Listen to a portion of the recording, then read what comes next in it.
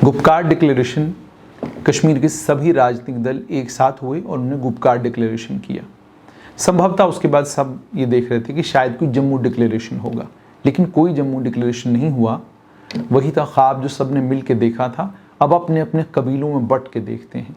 स्थिति जम्मू संभाग में यही है, सभी अपने अपने कबीलों में बैठ के बात कर रहे हैं। हर राजनीतिक दल अपने दल के लोगों के साथ मिलकर बात कर रहा है। जिसका जिस समाजसेवी संस्था के ऊपर जो कंट्रोल है वो उस समाजसेवी संस्था के साथ बात कर रहा है। जिसका जिस समुदाय के ऊपर किसी किस्म का कोई असर रसूख है वो उस समुदाय के साथ बात कर रहा है, लेकिन आपस में लोग बात नहीं कर रहे हैं। जम्मू डिक्लेरेशन यानी जम्मू संभाग चाहता क्या है?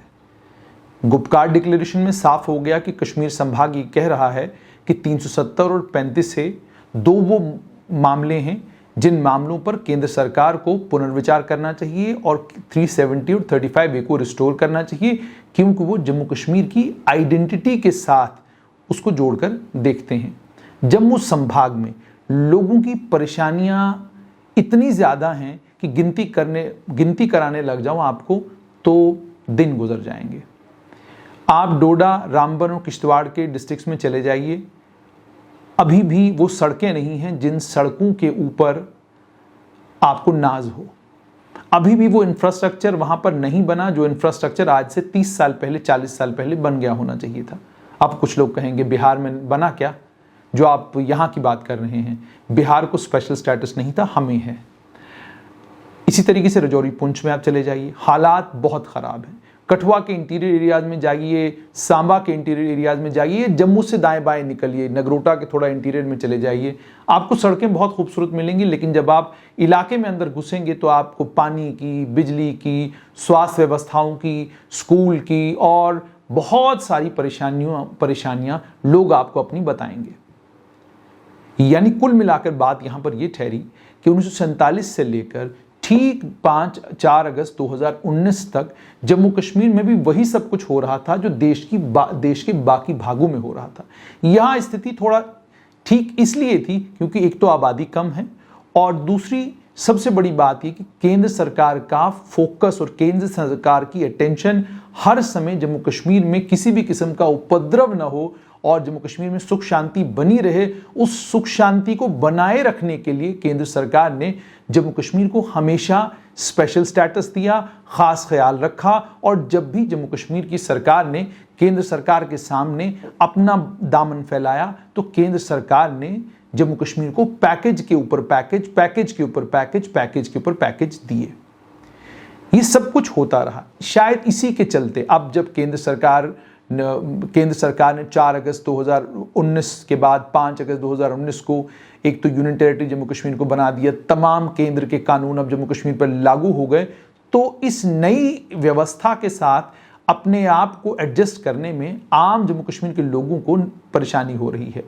कश्मीर के लोग भी परेशान हैं और जम्मू के लोग भी उतने ही परेशान हैं। आप टोल प्लाजा देख लें, प्रॉपर्टी टैक्स की बात करें और भी कई अन्य संशोधन जो हुए, उन संशोधनों के बाद लोगों में गुस्सा और नाराजगी है। ये संशोधन होने थे, केंद्र के सारे कानून जब यहाँ लागू होने थे और इन कानूनों के लागू होने के बाद यहाँ पर भी उसी तरह का संचालन इन कानूनों का होगा जो बाकी देश के अलग अलग प्रदेशों में होता है। नया नया है, इसलिए लोगों को ये लग रहा है कि ये तमाम चीज़ें जो है हमारे जेब पर बोझ बनने वाली हैं, क्योंकि हम एक ऐसी यूनियन टेरिटरी हैं जहाँ अभी भी कश्मीर घाटी में आतंकवाद है, कश्मीर घाटी में अलगाववाद अभी भी है। जब तक आतंकवाद और अलगाववाद से हम लोग बाहर नहीं निकलते और दुकानें, मार्केट्स 24/7 खुली नहीं रहती और कारोबार स्टेबल तरीके से नहीं चलता, तब तक इन तमाम कानूनों को जम्मू कश्मीर के आम लोगों पर लागू करने के लिए आम लोगों पर लागू करना ज्यादती होगी। ये आम लोगों का विचार है, लेकिन इस विचार के होने के बावजूद जम्मू डिक्लेरेशन नहीं हुआ और बहुत सारे लोगों ने मजाक के तौर पर भी कहा कि जम्मू डिक्लेरेशन की बात मत करिए, विक्रम चौक डिक्लेरेशन करिए। जब आप गंभीर बातों को भी नॉन सीरियसली लें और उनका भी मजाक उड़ाना शुरू करें तो इसका मतलब यह है कि समाज के तौर पर हम लोग मामले की गंभीरता को समझ ही नहीं रहे हैं। हम ये मानकर बैठे हैं कि जो भी कुछ केंद्र सरकार जम्मू के लिए सोचेगी वो बिल्कुल सही होगा। हमको अपनी तरफ से केंद्र सरकार के सामने कोई भी बात रखने की जरूरत नहीं है। क्या ये सही अप्रोच है? क्या ये अप्रोच दूसरे राज्यों की है? क्या ये अप्रोच उन राज्यों की है जिन राज्यों में भारतीय जनता पार्टी की सरकार है? आकलन करेंगे तो आपको मालूम पड़ेगा कि नहीं। आपको अपनी सरकार से, अपने देश से मांगना पड़ता है। कंसेशंस हो तो मांगने हैं। आपको कोई परेशानी है, उस परेशानी का निवारण हो, यह भी आपको केंद्र सरकार से मांगना है और यह आपका लोकतांत्रिक अधिकार है। अपने लोकतांत्रिक अधिकारों का उपयोग न करना यह अक्लमंदी नहीं है। अब यह उपयोग क्यों नहीं हो पा रहा? ये इसलिए नहीं हो पा रहा क्योंकि जम्मू संभाग में अलग अलग दलों की अपनी अपनी राजनीति है और कोई भी दल दूसरे दल को बर्दाश्त नहीं करता। एक दल दूसरे दल के साथ चुनाव जीतने के बाद संभावनाएं हैं कि एक दल दूसरे दल के साथ हाथ मिला ले और सरकार में उसकी भागीदारी हो जाए और एक आधा 2-3 मंत्रालय मिल जाएं तो बस काम हो गया।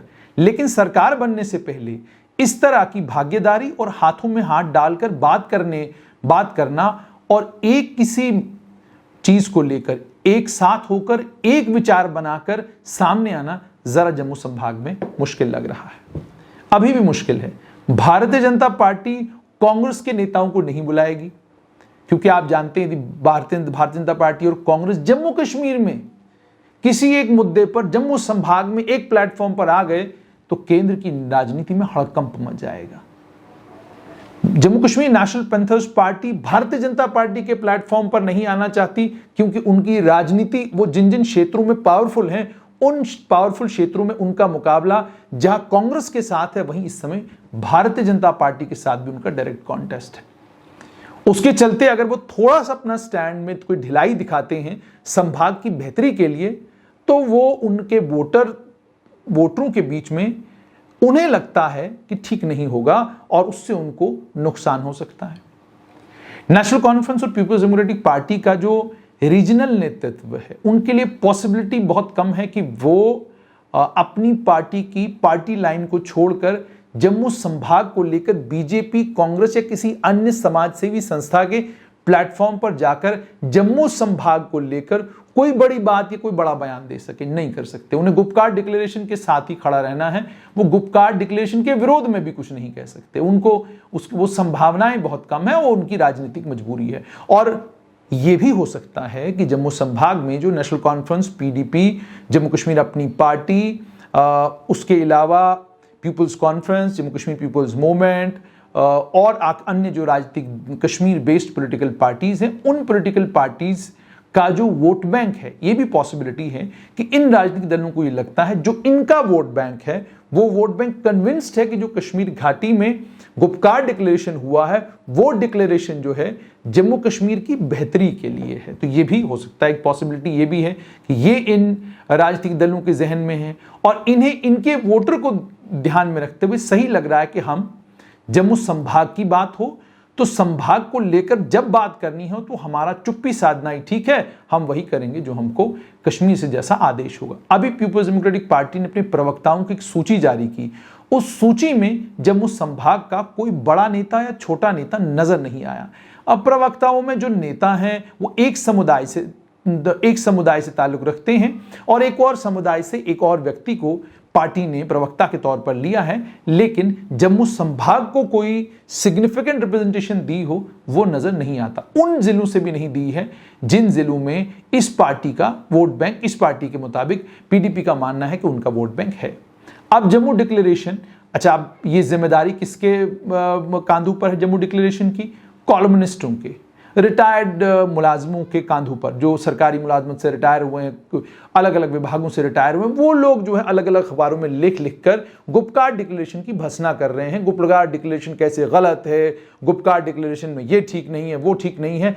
लेकिन जब वो ऐसा कर रहे हैं तो आप इसको समझने की कोशिश कीजिए कि एजेंडा गुपकार रोड पर एजेंडा सेट हुआ और उस एजेंडे को लेकर वो गलत है या सही है उसका आकलन मैं और आप कर रहे हैं। यानी अभी भी एजेंडा जम्मू ने सेट नहीं किया, एकदम अपनी रिहाई के फौरन बाद सारी कश्मीर बेस्ड पॉलिटिकल पार्टीज ने मिलकर एजेंडा सेट किया कि 370 और 35A की रिस्टोरेशन जो है यही एजेंडा होगा। इसी एजेंडे पर बातचीत होगी और इसी एजेंडे पर लेख लिखे जाएंगे, इसके विरोध में लिखे जाएं या इसके हक में लिखे जाएं, लेकिन एजेंडा यहां से सेट होगा। अब ये संभावनाएं क्यों जम्मू में नहीं बनती?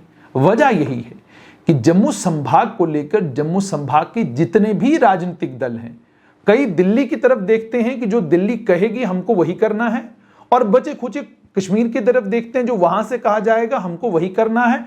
और जो इंडिजिनस जम्मू के राजनीतिक दल हैं वो अपने प्लेटफॉर्म पर किसी भी दूसरे राजनीतिक दल को बुलाकर जम्मू संभाग की भलाई के लिए एकत्र होकर, एक साथ होकर कोई बात करने से घबराते और डरते हैं, उन्हें अपनी राजनीति खतरे में नजर आती है। तो इसके चलते जम्मू डिक्लेरेशन संभव ही नहीं है, पॉसिबल ही नहीं है, लेकिन आवश्यकता है, जरूरत है कि जम्मू डिक्लेरेशन जम्मू संभाग के सारे मसलों को लेकर और जम्मू संभाग जम्मू कश्मीर की राजनीति को किस तरीके से आंकता है उसको लेकर जम्मू डिक्लेरेशन होना बहुत ज्यादा जरूरी है। जम्मू डिक्लेरेशन यानी क्या? जम्मू डिक्लेरेशन ये कि आजादी के बाद 1947 में आजादी के बाद से लेकर आज के दिन तक जम्मू संभाग में सबसे बैकवर्ड डिस्ट्रिक्टों में डोडा आता था, और उसके बाद राजौरी, पुंछ, भदरवा, किश्तवाड़, इन डिस्ट्रिक्टों की, माफ कीजिएगा, रामबन, किश्तवाड़, इनकी सूरत हाल आज भी क्या है? आप रामबन के ऊपरी क्षेत्रों में चले जाएं, आपको यकीन नहीं आता कि आप 21वीं सदी में हैं। आप किश्तवाड़ के बिल्कुल इंटीरियर एरियाज में चले जाएं, आप यकीन ही नहीं करेंगे कि आप 21वीं सदी में हैं। आज भी आपको महसूस होने लगता है कि शायद हम 1910-20 की दहाई में हैं। आपको ऐसा महसूस होने लगता है। आज भी बिजली पानी का मसला तो दूर की बात है, आज भी सड़क का मामला है, और वो सड़कें जिन सड़कों के ऊपर लाखों करोड़ों रुपया लोग कमा गए, लेकिन आज भी वहां की सड़कें नहीं बनी। तो उनके लिए गुप्कार डिक्लेरेशन इतना महत्व नहीं रखता जितना महत्व ये रखता है कि उनके यहाँ स्वास्थ्य की व्यवस्थाएं कितनी बढ़िया हैं, उनके यहाँ सड़क निर्माण कितना बढ़िया हुआ है, उनके यहाँ कॉलेजेस की क्या पोजीशन है, उनके यहाँ यूनिवर्सिटी कैंपस अभी तक नहीं आया। इतना बड़ा डिस्ट्रिक्ट होने के बावजूद इस पूरे डिस्ट्रिक्ट में कैंपस तो है लेकिन एक फुल फ्लेज्ड यूनिवर्सिटी नहीं है। मेडिकल कॉलेज बन गया है लेकिन मेडिकल कॉलेज में वो सुविधाएं नहीं है जो सुविधाएं एक अच्छे मेडिकल कॉलेज में होनी चाहिए। आने वाले समय में आएंगी लेकिन अभी नहीं है। सड़क नहीं है, सड़क बन रही है, अलग अलग जगहों से जो है काम हो रहा है, एक टनल का भी निर्माण हो रहा है, ये सब चीजें हो रही हैं। तो कुल मिला के बात यहां पर आकर ठहरी कि जम्मू डिक्लेरेशन में इन सभी सब रीजन्स की जब बात होगी, इन सभी सब रीजन्स के नेतृत्व को जब जम्मू संभाग का नेतृत्व अपने साथ लेकर चलेगा और कोई ऐसा नेता जो इन संभागों की सारी परेशानियों, सारी दिक्कतों को समझते हुए जब एक प्रोग्राम देगा, तब जाकर जम्मू डिक्लेरेशन संभव होगा। हम लिखते हैं, बहुत बहुत खूबसूरत लेख लिखे जाते हैं, लेकिन उन लेखों में बात नहीं होती इन इलाकों को लेकर, इन इलाकों की एस्पिरेशंस को लेकर, इन इलाकों की परेशानियों को लेकर नहीं बात की जाती कि सांबा के लोगों की एस्पिरेशंस क्या हैं। बहुत कम बात होती है कि कठुआ के इंटीरियर एरियाज में या कठुआ के लोगों की एस्पिरेशंस क्या है, वो क्या चाहते हैं। नहीं बात होती कि उधमपुर जो है, उधमपुर रामनगर के लोग क्या चाहते हैं। नहीं बात होती कि राजौरी पुंछ के लोग क्या चाहते हैं। कोई नहीं पूछता रियासी वालों से जाकर कि बताइए आपकी दिक्कत और आपकी परेशानी क्या है। हम कोई डिक्लेरेशन बनाएं, उसमें आप भी हमारे साथ, आपकी भागीदारी भी होगी। ये इन सब चीजों को लेकर कोई भी नहीं सोचता, और यही कारण है कि जम्मू में जम्मू डिक्लेरेशन नहीं हो पाता। मगर जैसे मैंने कहा, समय आ चुका है कि इन तमाम चीजों पर राजनीतिक दल एकत्र होकर सोचना शुरू करें। सोचना इसलिए शुरू करें क्योंकि जम्मू क्षेत्र जितना मजबूत होगा उतना ज्यादा आसान होगा आतंकवाद और अलगाववाद से कश्मीर घाटी में लड़ना, और जम्मू संभाग जितना कमजोर होगा उतना मुश्किल होगा आतंकवाद और अलगाववाद से कश्मीर घाटी में लड़ना। इसलिए इस मजबूती के लिए बहुत ज़्यादा ज़रूरी है कि संभाग के सभी राजनीतिक दल, समाजसेवी संस्थाएं, धार्मिक संगठन जो भी हैं, कोशिश करें, सर जोड़कर बैठें और संभाग को लेकर एक ऐसा ब्लूप्रिंट तैयार करें जो ब्लूप्रिंट जम्मू कश्मीर का भाग्य बदलने वाला हो।